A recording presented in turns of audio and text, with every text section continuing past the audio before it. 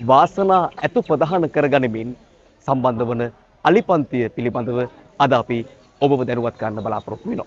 අතීතයේ වාසනාගේ නම ජය විමල. මේ පෙරහැර මංගල්‍යයේ සුවිශේෂීතාවයක් වන්නේ මේ ඇත් රජුන් මව්බිමේ වාසනාව ලෙස අපට හඳුන්වන්න හැකියාව තිබෙනවා.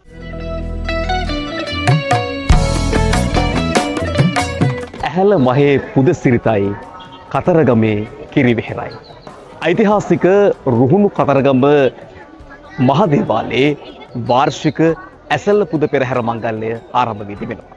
මෙවර ඓතිහාසික රුහුණු කතරගම මහදේවාලයට වාසනා ඇතු ප්‍රධාන කරගනිමින් සම්බන්ධ වන අලිපන්තිය පිළිබඳව අද අපි ඔබව දැනුවත් කරන්න බලාපොරොත්තු වෙනවා.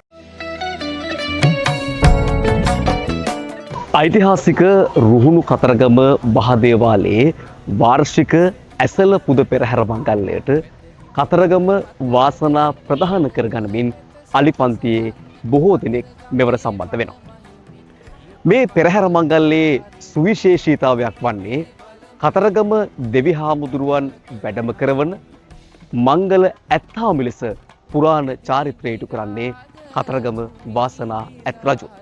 කතරගම වාසනා ඇත් රජුන් පෙරහැරේ දෙවියන් වැඩම කිරීමේ කාර්යයට ප්‍රථම ඓතිහාසික කිරිවෙහෙර සෑරදුන් වැඳ නමස්කාර කිරීමට පැමිණෙනවා.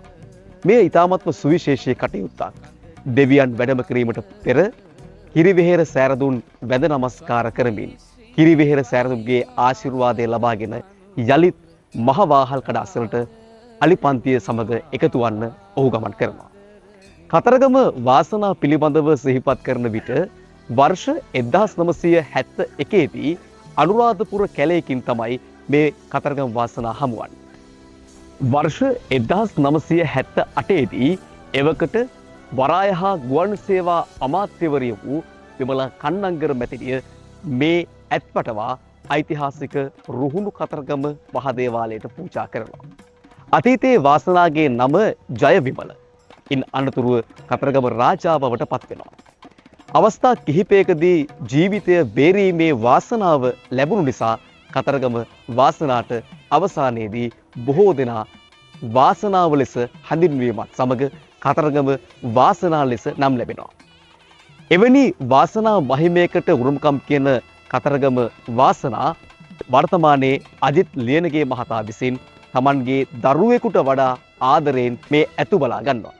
අතීතයේ මැන්ඩිස් ලියනගේ මහතාත් වර්තමානයේදී අජිත් ලියනගේ මහතාත් රුක්මන් ලියනගේ මහතාත් පිය පුතු සෙනෙහසට මැදිව මේ ඇත් රජුන් මව්බිමේ වාසනාව ලෙස කතරගම දෙවි හාමුදුරන් වහන්සේගේ වර්තමාන ගමන් දෝලාව ලෙස මේ කතරගම පුරවරේ ස්වර්ණමය සලකුණක් ලෙස අපට හඳුන්වන්න හැකියාව තිබෙනවා. ලංකාවේ ඇතුන් 17 දෙනෙක් ඉන්නවා. 17 දෙනා අතර ලංකාවේම ඇතුන් සිටිනවා 9 දෙනෙක්. ඒ 9 දෙනා අතර ජ්‍යෙෂ්ඨ වන්නේ කතරගම වාසනා.